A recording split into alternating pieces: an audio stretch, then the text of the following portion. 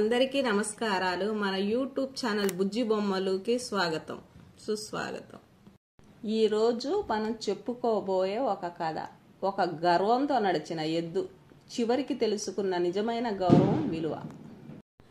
ఒక ఊరిలో ప్రతి సంవత్సరం దేవుడిని ఊరేగింపుకు తీసుకెళ్లే సాంప్రదాయం ఉండేది.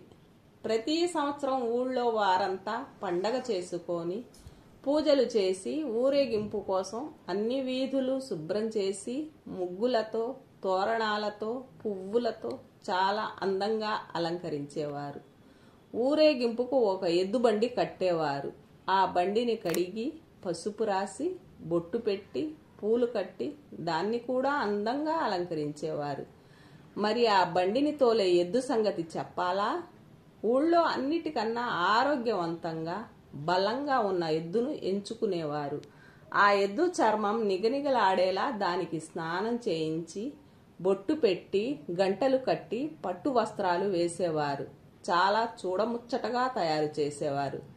ప్రతి సంవత్సరంలా ఈ సంవత్సరం కూడా ఊరేగింపుకు ఊరు తయారయ్యింది. రాముడు అనే ఒక ఎద్దును ఎంచుకున్నారు.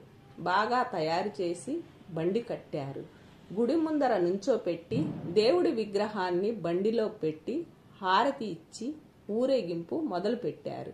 ఆ రోజంతా రాముడు ఎక్కడికెళ్తే అక్కడ మనుషులు వంగి నమస్కారాలు పెట్టారు. వెర్రి రాముడు ఇదంతా తనకి చేస్తున్న సత్కారం అనుకోని భ్రమపడ్డాడు. రోజంతా చాలా గర్వంగా పొగరుగా కొమ్ములు పైకి పెట్టి ఛాతీ బయటికి పెట్టి నడిచాడు. తనలో తానే మురిసిపోయి పొంగిపోయాడు. ఇక సాయంత్రంతో మళ్లీ ఊరేగింపు గుడికి చేరింది. ఎదురు సన్నాహంతో బాజా భజంత్రీలతో గ్రామ ప్రజలు తమ దేవుడి విగ్రహాన్ని బండిలో నుంచి దింపి లోపలికి తీసుకొని వెళ్లారు. విగ్రహం బండిలో నుంచి దిగగానే ఇంకేముంది, అందరూ రాముణ్ణి మర్చిపోయారు. ఎవరి పనుల్లో వాళ్లు పడిపోయారు.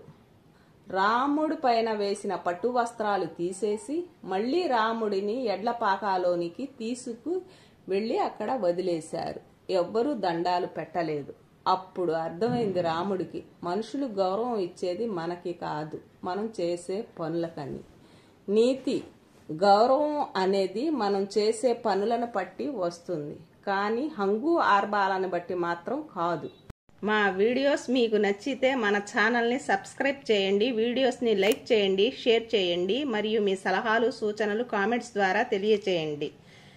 ఈ వీడియో ఇంతే ఫ్రెండ్స్. అతి త్వరలో ఇంకో వీడియోలో కలుసుకుందాం.